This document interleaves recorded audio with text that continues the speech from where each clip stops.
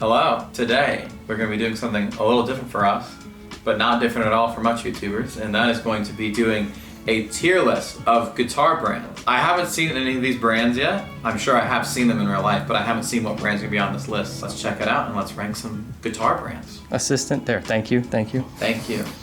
All right, we'll just start all the way to the left. We'll start with Alvarez. I just was actually playing an Alvarez baritone earlier this morning. I was also playing an Alvarez Japanese-made dub that was quite good, but they're not my favorite. They're good. They're B or C. I like Alvarez, but there's a lot of Alvarez guitars I don't like, so I'm gonna give them a C. But Alvarez Yaris and the Japanese-made stuff and most of their baritones are great. Balaguer. I've never really played one of these. I think I've technically touched one, but we've never had one at the shop. So my buddy Gus, who plays in a lovely band called Ghost Chant, which would be an S tier band, has a Balaguer endorsement, I believe, or at least plays their guitars. I think he's endorsed. So Ghost Chant is S tier, but I've never really spent any time playing any Balaguer guitars. I don't really like their designs. I think I've played his maybe once. It was all, I don't remember. Sorry. For right now, it's a D. Maybe if we get more later, but right now it's a D. Caparusin? Comparison. I have no idea what that is. Never heard of Comparison. What is that? Oh, Jonah Weinhoff used to play that. Who's They're that? a Japanese. Jonah was in I Killed the Prom Queen and Bring the Horizon. It's a Japanese brand. They're not. It's a Japanese brand, and I don't know about it. They're not renowned enough. I didn't think that was much of a flyer. I thought that would be a pretty... I don't know what that is. I'll give it a D, not an F. The benefit of the doubt. Because you don't know. Because it could be great. Maybe if we revisit this in a year, Balaguer and this company will be moved up a bit. I got Alex on one. Yeah, I've never even heard of that. We have Charvel next. I respect Charvel a lot, and I think they do a lot of really cool stuff, and I think their current pro mod stuff they do is really, really great. I'm not personally a big Charvel guy as far as my own taste, but I think they make awesome guitars. I'm gonna give a C, and I'll tell you why. Because again, if we revisit this later, maybe I'll have more experience with Charvel and I want to move them up. But right now, I'm very in the middle on them because I think what I've played is really great. I actually really haven't played many Charvels that I don't like, but there's been nothing that I've ever owned that said I want to keep this or whatever. So we've got electric guitars next. Really cool Japanese brand. We don't get a lot of them, but they do cool stuff. Some of them are going to be like your standard Les Paul or Strat copies, but they also do a lot of original stuff, so they definitely get points for that. But they're not my favorite of the Japanese brands. There's nothing wrong with them, but maybe due to a lack of experience and volume with them, I'm also going to give them. We'll give them a C. All right. Epiphone. I'm just gonna say Epiphone's a C, and I'll tell you why. They're good, but they're not great. Especially the newer stuff is very hit and miss. There's nothing in their current import line that I have any interest in owning whatsoever, but they are now making stuff in the States that's really, really great. And also, I gotta pay respect to the older Epiphone stuff made in the States, as well as the older Epiphone stuff made in Japan, because that stuff is fantastic. If you're going off that, it's an A, maybe even an F. So you know what? You have to factor that in. So I'm not gonna give them a C. I'm gonna give Epiphone a B. If it's the newer import stuff, I would give it C to D. This is my list, and I'm not gonna buy one of those. So I'm gonna give them a B as I'm averaging the really choice stuff and the newer, more budget-friendly stuff. So we'll average them at a B, which is the best so far. All right, we've got ESP next. Does this include LTD? This is ESP as the brand, or just as a whole, ESP? As a whole. Electronic sound products. Yeah. I'm gonna give them. Their quality is great, and I would say of all the brands that have a companion line that's a lower end, your Fender, your Squier, your Gibson, Epiphone, I would say the LTD stuff, especially the higher end LTD stuff, is the closest to what it's trying to be. The EC1000 made in Japan by ESP is great, but the one made in Korea by LTD is also really great. The ESP is maybe 10% better. I'm gonna give them overall a B. I don't play a lot of them, but I respect the company a lot, and I think that they do great stuff. All right, now we're getting into territory of stuff that I fancy a bit more. We have the Fender Custom Shop. You don't need me to say, they make some of the finest guitars literally in the world. The Fender Custom Shop is phenomenal. You definitely pay for it, but they make really awesome stuff. Initially, I would think, oh, this is just instantly S tier, but you have to factor in the amount of money this stuff is, and it is out of a lot of people's budget. It's usually out of my personal budget, and it's not stuff that I might take on the road, and I think that Fender USA gets really close. And I do want to say, I think the more entry-level custom shop versus just normal Fender US stuff is really, really, really close. Like before you get into reissues, we're talking like custom classics. Great instruments, but I don't really see them punch that much further above where like an American standard would be. So if you're factoring it all in, I'm gonna give them an A. But I'd almost give them an S. If money wasn't a thing, I'd give it an S. So next we have Fender. Is this just everything else? Every Fender, everything. This is everything from Japan, all USA, Mexico. Yeah. We discussed this before and I wanted to group USA, Japan, and Mexico as 3 separate things because I have 3 separate opinions. I mean, I don't know how much explanation it needs. They're S. It's the best. Fender is pretty much the one. It's really good with like, your Mexico stuff is really, really great for the money. They make compromises where they have to. Finish work leaves some to be desired on the Mexico stuff, but everything else about them is awesome. The Japan stuff is insane, and it's some of my favorite instruments ever made, and then the USA stuff is just iconic. So, that's S. Actually, shameless plug and an unintentional product placement. We are currently giving this guitar here away. This is a 2002 Fender Stratocaster made in Japan. It is truly an S-tier guitar. Yeah, we're giving it away right now. We're also giving away like a 87 Boss CE3 chorus pedal, DoD gunslingers, a bunch of other cool stuff. So, shameless plug, go check that out below. There's a link, and if you want to win cool stuff, then you should click it. And if you don't, then that's on you at that point. I think you should go try to win it. Next we have Fujigen. These are guitars that were made, I believe they started doing this maybe 10, 15 years ago, where this company started making guitars in the Fujigen factory that is very renowned in Japan, under the name Fujigen. And some of them are more unique designs and some of them are more kind of reissue style things from Les Paul style, Strat style, that kind of thing. And they're really great.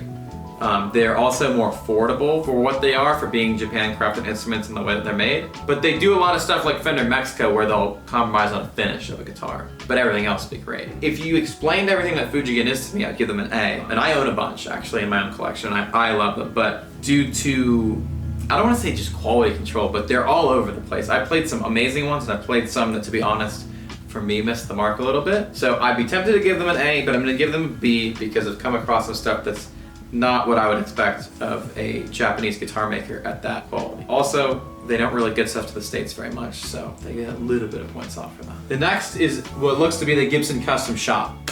I love the Gibson Custom Shop. They make phenomenal instruments. What I just said about Fender, where it bleeds over a little bit, I think Gibson just smashes it out of the park with Custom Shop. I think they almost always punch way above the Gibson USA stuff. I have almost nothing bad to say about the Gibson Custom Shop. They're expensive. You really do pay for them.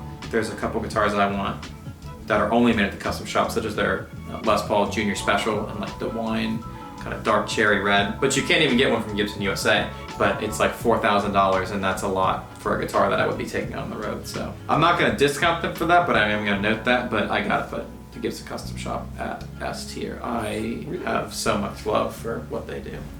And next we have Gibson Non-Custom Shop. In the same way as Fender, I would probably put them as S, but 2015 happened, and 2018 also happened. And when you average that in, there's a lot of rough stuff that happened with the Gibson company. They're in much better shape now. There's still a few things they can improve on coming out of the USA factory. But I love Gibson. I don't think they're perfect. I think there's a lot of stuff they could improve on, and over the years they've left plenty of opportunity to improve on certain things. But overall, just for what they are, it's gotta be an A. You could argue that they would get a B due to certain years of quality control issues, but I think my first real guitar was a Gibson SG Special that I saved up like for 2 years to buy. Like I wanted it so bad, and I made it happen.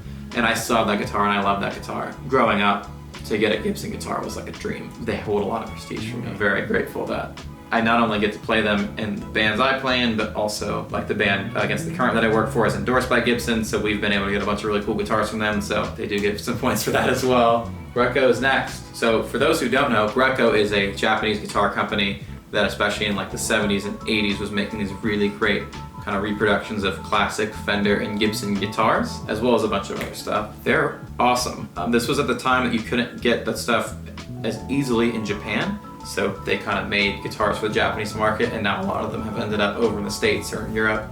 Do you have a good example in the shop right now? Yes, I have a lot of good examples of Grecos. Ah, thank you, Chef. Yes, sir. I like this one.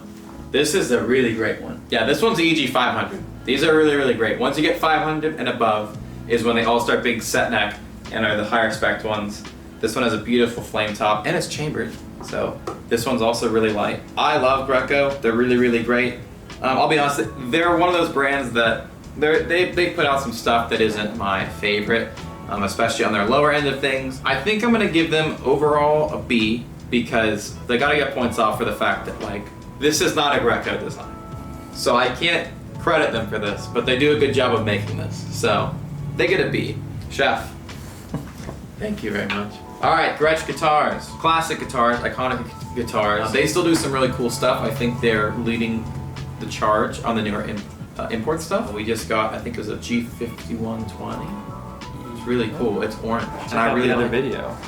It is Link to it in wherever it is. Link to the video here. Obviously, their Japanese and US made stuff of all varieties is really great too. I've never like owned or gigged one a ton. I've had a few come to the shop. They've all been great. I've played probably hundreds of them at this point, and they're always good. Whether it's something super low end or whether it's super high end, they're always really good for what they are. Their Electromatic series that they make that are like a couple $100 are like crazy good for that kind of money. Patrick Stone from Fallout Boy has a sick model. Yes, he That's does. one of my favorites. He does. It has a racing stripe on it. Yeah, it's a Stump-O-Matic. We'll give them a B. B for Fallout Boy. B for Fallout Boy. Guild Guitars. I really like Guild Guitars. I was not aware of their existence until I met Tom Jacobs, who is a luthier in the town that I grew up in. And anytime that we get stuff in that is a little beyond what I want to do or Kay wants to do, like woodworking wise, goes to Tom. He is fantastic and he is certified to work on Guild, and he's one of the only people in the country, and I think even in the world, that actually has that certification. Because of that, I've started playing a bunch of these, whether it's stuff that's come through his shop or stuff that's come through here, and they're always great. I think their older stuff is fantastic. Their newer import stuff is good for what it is. I'm gonna give them, for me, a B because I don't own any, and I'm not exactly like trying to. I've considered keeping them here and there. Hondo. Some people love them. I'm not one of them. I don't have anything against them. They're fine, but like, here's why. I tell you why I don't like Hondo, and it's completely unrelated to the company themselves. Hondo is the absolute bottom of what we might buy at the store. So I might find a good deal on a Hondo for a couple $100. Buy it in, clean it up, sell it. But because of that, they're the most prone to just having issues and not being right, and like, I haven't found any Hondos that I love. We've had a few basses from them that have actually been pretty decent, so I don't hate them, but Hondo has never done anything that I've been that interested in. I'm gonna give them a T. We've arrived at Ibanez Guitars, a lightly controversial one. I don't think Ibanez makes bad guitars. However, they don't make that many guitars that I like. Ibanez RGs, I just don't know that why would we need them? It's just like if you took a Strat and then made it worse. We don't need it. I get it, the neck is thin. Play an Ibanez S series. S series, great. RG, we don't need it. But Ibanez Tallmans, now we're talking. Ibanez like the Deluxe 59ers and the Les Paul style ones from the 70s and 80s, love it. They've done a lot of cool stuff. Their Made in Japan stuff is awesome. Their Roadstar series stuff is really cool. They're all over the place for me, but there's just the common Ibanez stuff that I see I'm not super into. But when you dig deep, they have a lot of cool stuff. So I'm gonna give them a C, mainly for putting so many RGs into the world, or they would get a B. We're on to Jackson. They still make decent stuff. They're not the quality they were even 15 years ago. Obviously more geared towards the metal and shred stuff, which is not as much my taste in guitar. But I do think they make really great stuff. As I've said with a lot of these brands, the stuff that they make in Japan and the stuff they make in the States is really, really great. Their shapes and styles aren't always for me. I'm gonna give them a C as well, because there's nothing wrong with them. They're just not my favorite. Now we have Mosrite, which is a brand I wasn't too familiar with until recently, and we started getting in a few cool Mosrites. They're very cool guitars. I still am definitely not like the most knowledgeable on them, and I'm still learning, but they're really cool. They've done a bunch of stuff in the States, they've done a bunch of stuff in Japan, and all of it's been really good quality from what I've kind of come across. I'm gonna give them a B. All right, Ernie Ball Music Man. Really, really top tier brand, really, really great stuff. Their guitars are some of the easiest to work on period. Like, they intonate super well, they always stay in tune great, well made, and they use a lot of the roasted maple necks, which are super solid against the current works with the Ernie ball, and we have some of their guitars, and all the ones that I've played through that have been great. We'll fly over to Europe, and the neck will be in the exact same condition that it was when we left. So I like that. Big points for that. But I'll be honest, the reflexes and the axes were my favorite guitars they made, and they don't even have reflexes anymore. So we need to get on that. I think their current lineup lacks like hardtails that I personally would be super into. I love their guitars, and I don't really have anything bad to say about the ones I like. And even the ones that aren't for me, I still think are amazing quality, but they need to do more hardtails. They need to bring back the reflex. Reflex and some cool sparkle finishes. I'll move up. For right now, I'm gonna give them a B. Ovation. They make import guitars. They make guitars in the States. I don't really care which one it is. They're not for me. I will say, I've had a few of the US made Ovations, and they actually are really nice. I don't think that they're crafted poorly or anything, but I don't really care for them. I don't need the plastic back on an acoustic. I just want a normal wood acoustic guitar, which I don't think is too much to ask, so I give them a D. Peavey. I don't know if they still make guitars, but they used to make awesome guitars in the US, and they're some of the most affordable American-made guitars you can buy. They're some of the most affordable vintage US guitars you can buy, and they're really cool. They're really vibey. They're definitely not perfect, but I really like them. Their import stuff is very stock, cheap import stuff. But I really like their US stuff. They did a lot of original stuff that no one else was doing, so I always respect that. I'm gonna give them a B. Paul Reed Smith, PRS. So I'm gonna include SE in this because I don't see SE down here. SE are also a really great line where the import, I wouldn't say it's as close as with ESP and LTD, but the import stuff is awesome. It's really, really good. I always really highly recommend it. And for the guitars in their price range, they're some of the best. They play really great, they stay in tune. They cut corners where you can cut corners. They're still very usable and giggable instruments. Big back PRS SE. I also have big respect for everything that PRS is doing. Just what Paul Reed Smith himself has done for guitar, and his obsession and attention to detail is really great. I will say, I've never owned one in any meaningful capacity, and I've never been that inclined. I've always said maybe one day I'll get like a really crazy PRS with a crazy top on it and everything, and I'm sure it will play like an absolute dream. I will say there's something to like a lot of the Gibsons and Fenders I have. There's a personality that I just don't find as much with PRS, which is good and bad because I think almost every PRS you pick up is awesome. They're very precise. Whereas like I kind of mentioned earlier with Gibson, not every Gibson is amazing, and like I was on the hunt for a Les Paul Special, and it took me, or actually buying 5 of them to get to the one TV yellow one that I have that I love very much. Or maybe it's because of the hunt of how long it took to get there. It means a lot to me. And with PRS, I don't know, none of their guitars have stood out to me as much as like just my Les Paul Special has. So I'm still gonna give them an A because they're a fantastic brand. I would give them an S if I felt maybe a little more personality with them. They're all good, instead of finding some that are amazing and then the rest being who knows. So yeah, overall, the story there, like my S2 came out of the box perfect. Didn't have to hunt for anything at all. Whereas with you and you had to hunt. Yeah. We're up to Schecter. When I was younger, I loved Schecter guitars. And I'll be honest, I don't think they're bad. I think they do some cool stuff. They have really cool tops, and like the the C1 Classics were really, really cool. For what they are, I think that they're decent. It's not something that I would play now. I was gonna say I probably like them better than LTD, but I don't know if I like them better than ESP. I'm gonna give them a C, but I'm gonna have one caveat. I have never owned or played any of their like Sun Valley proper US ones in any meaningful capacity. And if I get my hands on some of those and I enjoy those more than I enjoy ESPs, then this would probably move up to at least where ESP is at. All right, we have Squier. Now Squier is a quite dynamic brand or sub-brand. You have Squier JV Strats, fantastic. You have Squier Classic Vibe, love it. Squier Vintage Modified, great. Squier Bullet, not great, but not bad for the money. I think Squier is good. It's a bit difficult to think where to put them because I probably would put them at a B because Epiphone is at a B, and I feel very the same. We're up to Sterling by Music Man. Now this is a guitar brand. There is no reason that I would buy something from Sterling. And here's what I'm gonna say. So at most, it's a C. You can't get any better than that. But I also have nothing really bad to say about them. I think they make great guitars. I think they're, again, leading the charge on the import stuff being really great quality. They don't have as much personality as the Music Man stuff does, but they're cool. And a bunch of my friends have them, and they're all always happy with them. The ones that have come from the shop are always very good for what they are. I never find them to be overpriced by any means, and if anything, a lot of times, I wouldn't say they're underpriced, but like, there's sterling sub basses that are like $200-300 are awesome, like, period. So I'm gonna give them a C. Takamine. I like Takamine a lot. Once again, Japan stuff is great.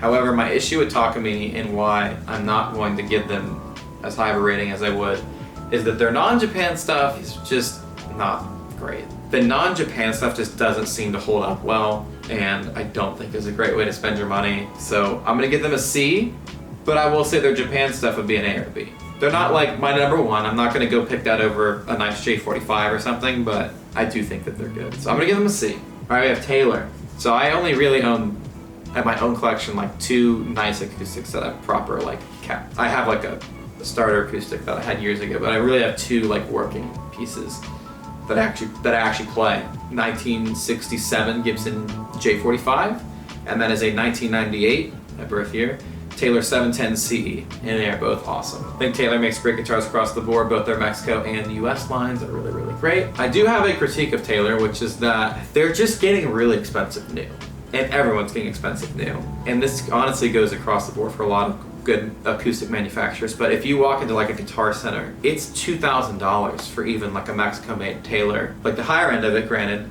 but I was looking in one of the rooms in one of the Guitar Center stores. To get into something that's like a proper American one, or even a high-end Mexican one, is just more than I would fathom spending on an acoustic as your first like really nice acoustic. At $2,000, I feel like you're still having to make compromise, and that's kind of not awesome. My 710 CE, I didn't pay that much for. It would be probably $3,000, $4,000 new, and that's, I'm not saying it's not worth that, but it just feels like a lot for what it is. The used ones actually aren't that crazy, which is nice.